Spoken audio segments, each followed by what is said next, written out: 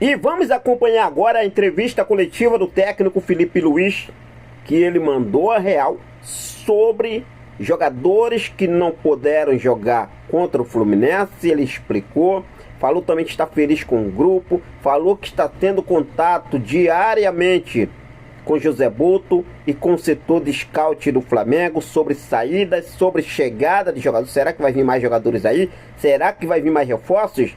Falou também sobre o gramado do Maracanã, hein? Reclamou bastante. Vamos acompanhar essa entrevista coletiva do Felipe Luiz, que dá prazer da gente acompanhar a forma como o Felipe Luiz conduz a entrevista coletiva. É sensacional. Mas na verdade o Flamengo não jogou bem ontem. Mas acompanhe só as palavras do Felipe Luiz. Olha só o que ele falou. É um jogo ruim. Não, na verdade é um jogo difícil. Fla-Flu nunca é fácil. Fla-Flu é um jogo truncado, onde o adversário sempre tem as suas armas, tentam destruir as nossas jogadas, tentam marcar e fazem bem. Não é fácil jogar contra o Fluminense, que não tem nunca o peso do Flamengo de ter que dominar o jogo, de ter que se impor e tudo mais. Então sempre é mais fácil destruir do que construir, né? Então fizeram bem. Fizeram uma grande marcação, anularam bastante os nossos meio-campistas. Mas mesmo assim, acredito que as chances mais claras foram nossas. A maior parte do volume do controle do jogo foi nosso. Eu não lembro de uma chance assim clara deles. E é só o primeiro dos jogos contra o Fluminense que nós vamos ter durante o ano, que vão ser vários jogos contra eles. Então, como eu falei, nunca é fácil. Valorizo bastante o esforço dos meus jogadores. E tudo que aconteceu durante o jogo, as adaptações, as mudanças e tudo que eu pedi eles fizeram. E principalmente é isso, até o final do jogo todo mundo correndo e todo mundo se entregando, nunca ninguém fazendo algo que não deveria fazer, fazendo algo por sua conta, assim, não, todo mundo pensando na equipe. Isso para mim é o que mais importa. E pro torcedor pode ser que realmente seja um jogo mais chato, pro 0-0, mas muito influenciado, né, por alguns fatores externos, o calor, não gosto de dar desculpa, mas é verdade, muito quente, a bola, campo duro e fica um jogo mais, perde um pouco de intensidade. O jogo à noite sempre é mais intenso, o frio é mais intenso ainda, isso é um fato do futebol, mas não é desculpa do nosso time não ter feito a mesma coisa que vinha fazendo nos outros jogos. E sobre o Luiz Araújo, um cara que teve uma lesão seríssima no joelho, está tendo minutos cada vez mais, teve 60 minutos no outro dia. Estamos tentando controlar a carga desses jogadores para eles não fazerem 2 jogos seguidos, como o Ayrton teve que fazer hoje, o Everton teve que fazer hoje. Inevitavelmente alguns vão ter que fazer, mas o nosso principal objetivo é cuidar e mimar esses jogadores, principalmente esses jogadores que vieram de lesão, para poder chegar bem no Brasileiro. Eu já falei, eu falo 1, 2, 3 e não vou matar ninguém no Carioca, não vou. E se isso custa meu trabalho, azar. Eu vou pensar mais pra frente, vou querer ganhar o Carioca, não vai servir de desculpa para nada, porque com o time que eu sempre falo, com jogadores que vão jogar, mais do que suficiente para poder ganhar. Felipe, boa noite. Emanuele Ribeiro, do GE. Globo. Você falou sobre esses fatores que influenciaram talvez esse jogo chato para o torcedor. Um desses fatores que a gente comentava aqui antes é a falta que fizeram De La Cruz e Arrascaeta, que foram poupados para esse jogo de hoje. A gente sentiu a falta desse meio de campo mais criativo e com certeza esses 2 jogadores contribuem muito para isso. Como que pensar o time do Flamengo sem esses 2 jogadores, sem o Arrascaeta, quando ele não tiver à disposição? Qual é a dificuldade para pensar esse meio de campo dessa forma? E você acha que no segundo tempo faltou talvez mais ousadia para levar essa vitória? Quando você fala de Arrascaeta, é um jogador único, um jogador especial, e todo mundo sabe da qualidade que ele tem, e ele vai fazer falta aqui, em qualquer lugar que ele tiver, sempre. Mas esse foi o mesmo time da final, né? E lá não fez falta. Só que hoje, como no resultado não veio, e aí sim a gente começa a falar dos jogadores que não estão, né? E eu valorizo os que sim tiveram hoje, os que sim se esforçaram, lutaram e fizeram tudo o que eu queria. O meu plano de jogo não funcionou como outras vezes, e é futebol. futebol. Não consegui dar tempo pro Plata do jeito que ele teve no outro jogo contra o Botafogo, não consegui dar soluções pro Bruno Henrique que ele teve no outro jogo, e acaba que o jogo não ficou tão limpo, né? Eu esqueci mais uma coisa que você me perguntou. Do segundo tempo, começamos muito bem o segundo tempo, muito bem. Segundo tempo a gente começou em cima deles, criando chances, e é claro que tem ajustes que temos que fazer, mas não acredito que tenha faltado ousadia. Tem sim um mérito grande do Fluminense em poder defender e em ser muito agressivo na marcação, fazer bastante faltas, e pararam bastante o jogo, e isso é mérito deles.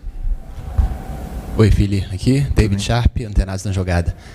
Você falou do Fluminense várias vezes, da dificuldade que é jogar, né? Inclusive, o único time que ganhou do seu Flamengo agora, como técnico, foi o Fluminense.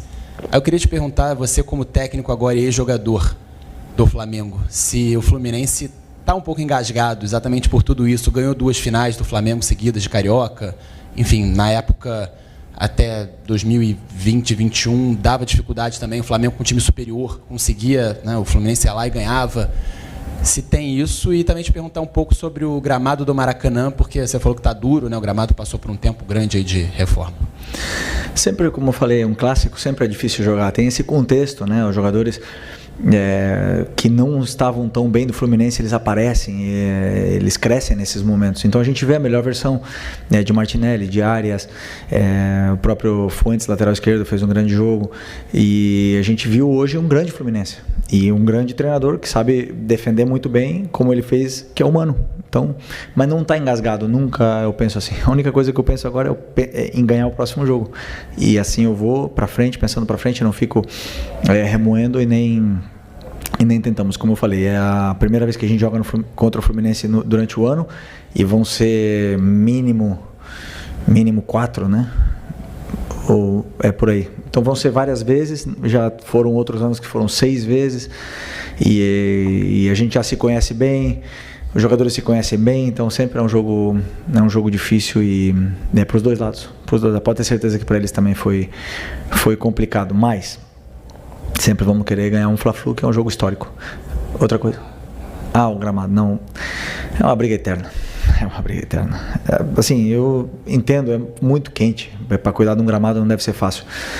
Mas temos que pensar nos jogadores, temos que sempre fazer esforço, e se custar mais caro o investimento, temos que fazer um investimento chato, fica um jogo mais truncado, a bola quica muito e é prejudicado todos, né? Felipe, boa noite. Gabriel Reis, canal Paparazzo Rubro Negro e Revista Placar. Hoje completavam 6 anos que os meninos não estavam mais com a gente. Queria que você relatasse como estava a sua cabeça pensando nesse dia, nesse jogo aqui no Maracanã, num dia tão triste. Uma outra questão, que se você não quiser falar sobre isso, eu te respeito.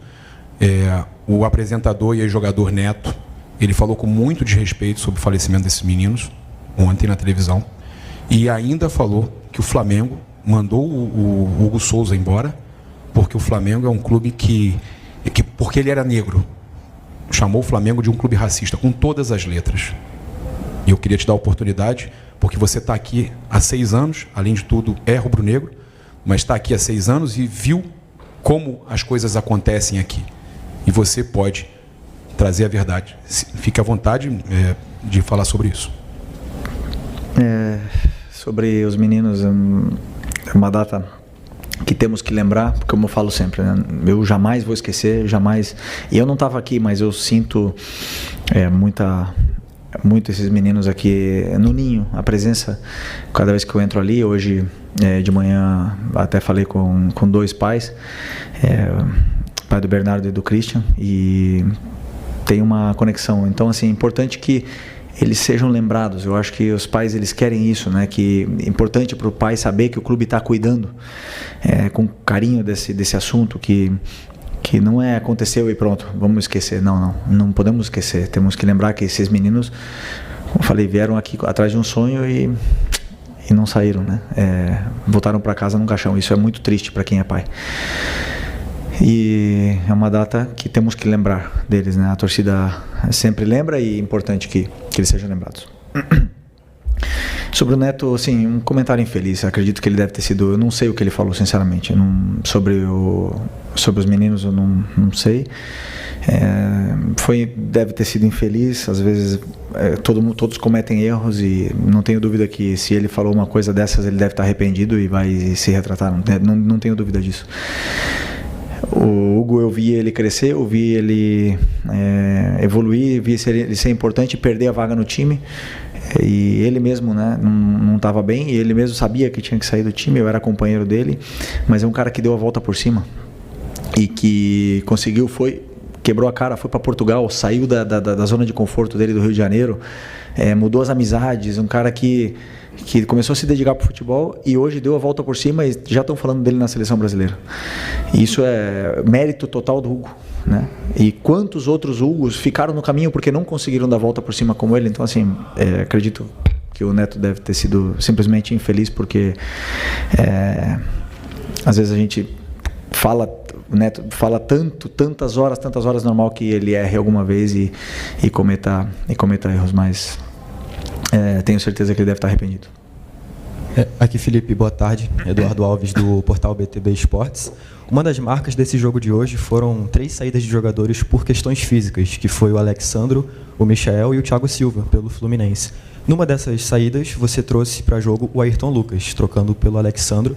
E a gente vendo de fora, de olho nu, a gente sente que são jogadores com premissas de jogo bem diferentes. Eu vou dar minha visão, acho que o Alex é mais defensivo que o Ayrton. Mas eu queria entender a sua interpretação sobre essa mudança e como é que é esse trabalho. Afinal, você era lateral esquerdo na sua carreira. O que você pode passar sobre eles e o que você passa para eles também? Fatalidade, o Alex sentiu um incômodo, normal, isso vai acontecer durante o ano, melhor que aconteça agora, né, no Carioca, e que ele possa se recuperar bem, que ele possa tratar, que possa treinar e estar pronto o antes possível, que ele é muito importante pra gente. E o Ayrton entrou e eles têm a mesma função no campo, né? Os dois têm que atacar quando eles devem atacar, eles têm que passar quando eles têm que passar e tem que marcar quando tem que marcar. Então eles dois têm a mesma função, absolutamente igual. Então o que eu peço para ele tem a mesma coisa, absolutamente a mesma coisa que eu peço pro Alexandro. Um tem mais facilidade do que o outro em fazer determinadas funções ou executar conceitos, mas a concorrência é deles, né? Eu hoje optei por começar com o Alexandro, mas sempre que o Ayrton entra, ele também é um jogador importante. Espero que ele possa se sentir cada vez melhor na equipe. Não sabemos ainda, mas é um incômodo, né? Com 7 minutos foi um incômodo que ele sentiu na coxa. Não sabemos ainda se é lesão ou não, amanhã devemos ficar sabendo. Mas o Alex é um cara que se conhece bem, então não quis correr riscos. Ok? Boa noite, Felipe. Léo José do Coluna do Fla. Essa primeira janela de transferências, ela se fecha no dia 28 de fevereiro, né? O Flamengo já contratou o Danilo e também o Juninho. Só que agora, recentemente, emprestou o Alcaraz. Eu queria saber se existe uma demanda da comissão técnica para com a diretoria, pedindo algum reforço, a reforçar algum setor do time, ainda nessa primeira janela? Não. Estou absolutamente feliz com o grupo que eu tenho na mão, o elenco que eu tenho na mão. Mas claro que sempre atento às oportunidades de mercado. Tenho conversas diárias com o departamento de scout, com o Buto, sobre jogadores, sobre possíveis saída e entrada de jogadores, e esse é um assunto interno, mas não pedi ninguém. Okay.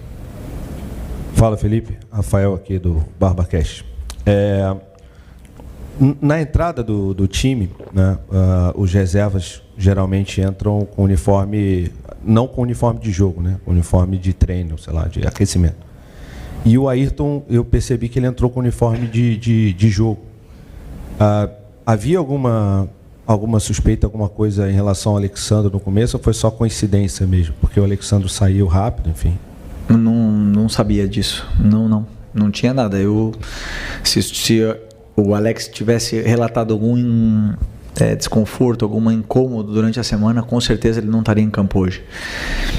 Mas não, ele falou que foi um gesto onde a perna dele ficou presa na perna do outro e uma coisa assim. Então, ele vai poder explicar melhor do que eu. Eu não sabia desse assunto do Ayrton, né? Talvez estava prevendo que ia entrar, não sei.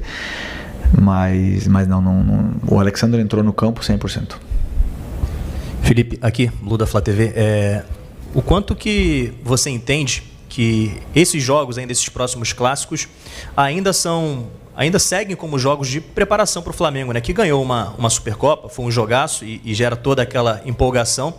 Mas o quanto que você entende que esses jogos vão ser importantes para a sequência dessa preparação? Você acabou de falar aí em objetivo de Campeonato Brasileiro e tudo mais, para que os jogadores cheguem na sua plenitude.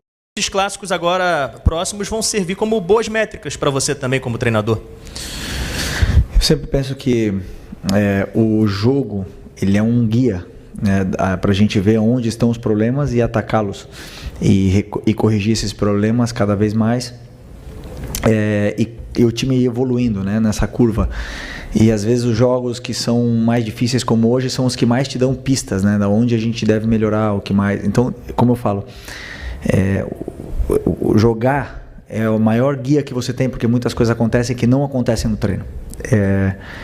Sobre usar como preparação é o seguinte, o que eu falo, eu não vou dar sequência de jogos, de 4, 5 jogos para os jogadores agora no começo do ano, porque eu quero que eles façam essa curva e eles estejam no ápice da performance no começo do Brasileiro e consigam manter durante toda a temporada. Sem nenhuma dúvida, jogadores vão se lesionar, jogadores vão ter incômodos, vão sair do campo, não tenha dúvida disso. Isso aí sempre acontece, todos os anos, em todas as equipes do mundo. Mas eu quero tentar chegar o melhor possível com todo o elenco para o começo do Brasileiro. E isso quer dizer que eu vou abrir mão do Carioca? Não vou abrir mão do Carioca. Eu quero ganhar, quis ganhar do Fluminense hoje, quero ganhar do Botafogo, quero ganhar do Vasco e das fases finais também. Então é importantíssimo que a gente cuide desses jogadores, mime eles, que eles estejam o melhor possível para quando começar realmente a sequência de jogos, aí sim. Quando começar a sequência de jogos, aí não dá mais para parar. E é importantíssimo que a gente esteja preparado. Obrigado, Felipe. Show. Obrigado.